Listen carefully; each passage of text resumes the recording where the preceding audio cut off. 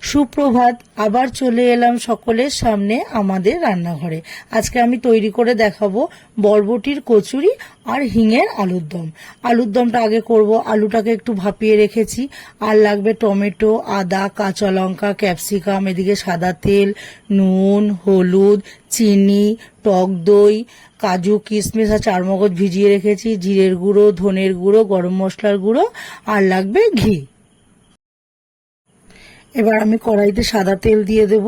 তেলটা একটু গরম হলে তারপরে ওর মধ্যে আগে যে আলুটা ভাপিয়ে রেখেছি ওই আলুটাকে একটু হালকা করে ভেজে তুলে নেব।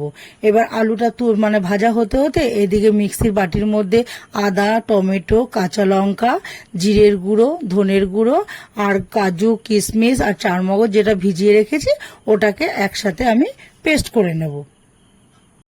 এবার আলুটা হালকা ভাজা হয়ে গেছে। এবার আলুটা তুলে নিয়ে কড়াইয়ের মধ্যে জিরে, গোটা গরম মশলা আর অবশ্যই যেহেতু হিঙের আলুর দম হিংটা দেব, ওই হিংটা ফোড়ন দিয়ে ওর মশলা পেস্টটা দিয়ে দেব।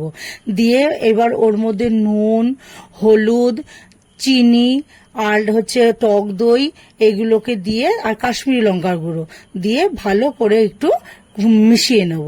এবার এটা ভালো করে মেশানো হয়ে গেলে এবার যে আলুটাকে ভেজে তুলে রেখেছি এবার ওই আলুটাকেও ওর মধ্যে আমি দিয়ে দেবো। আগে না, আলুটাকে দেওয়ার আগে আমি ক্যাপসিকাম আর টমেটোটা ওর মধ্যে দিয়ে দেবো, যে আলাদা একটু ক্যাপসিকাম আর টমেটো রেখেছি। এবার ওটাকে নাড়াচাড়া করে এইবার আমি আলুটা যে ভেজে তুলে রেখেছি ওই আলুটাকেও ওর মধ্যে আমি দিয়ে দেব। দিয়ে এবার আলুটাকে দিয়ে ভালো করে নাড়াচাড়া করে সব মশলাগুলো আলুর মধ্যে মিশিয়ে দিয়ে একটু ঢাকা দিয়ে রেখে দেব, তাতে একটু নরম হবে।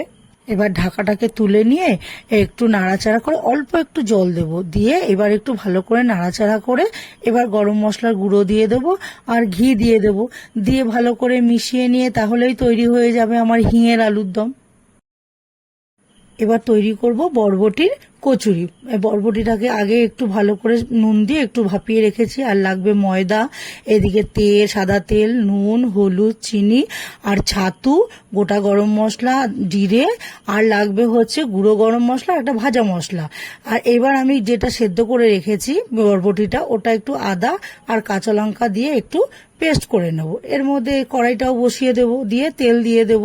এবার তেলটা গরম হলে ওর মধ্যে গোটা জিরে ফোড়ন দিয়ে নিয়ে তারপরে যে পেস্টটা করে রেখেছি সেই পেস্টটাকে ওর মধ্যে দিয়ে দেব। দিয়ে এবার নুন দেব, একটু হলুদ দেব আর একটু চিনি দেব, দিয়ে ভালো করে একটু ওটাকে মিশিয়ে নেব। এবার এটা মিশিয়ে নিয়ে এটা হতে হতে আমি ততক্ষণে ময়দাটাকে আমি ভালো করে মেখে নেব। ময়দাটা একটু ভালো ময়ম দিতে হবে, নুন, চিনি, একটু সাদা তেল দিয়ে ময়মটা যাতে ভালো হয় তাহলে কচুরিটাও ভালো হবে। দিয়ে আমি এবার মেখে নেব ময়দাটাকে। এবার ময়দাটা মাখতে মাখতে মাখা হয়ে গেল প্রায়, আর ওদিকে তখন মশলাটাও একটু টেনে আসছে।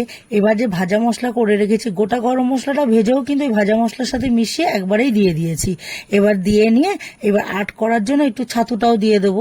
এবার ছাতুটা দিয়ে ভালো করে একটু শুকনো শুকনো করে যাতে পুরটা না বেরিয়ে যায় আর ওইভাবে এবার নামিয়ে নেব।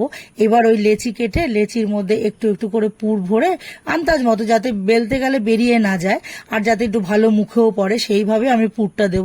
দিয়ে এবার একটা একটা করে আমি কচুরিগুলোকে ভেজে তুলে নেব, তাহলেই তৈরি হয়ে যাবে আমার বরবটির কচুরি। এই খাবারটি যদি ভালো লেগে থাকে তাহলে লাইক করবেন, শেয়ার করবেন, কমেন্ট করে জানাবেন, অবশ্যই সাবস্ক্রাইব করবেন। ধন্যবাদ।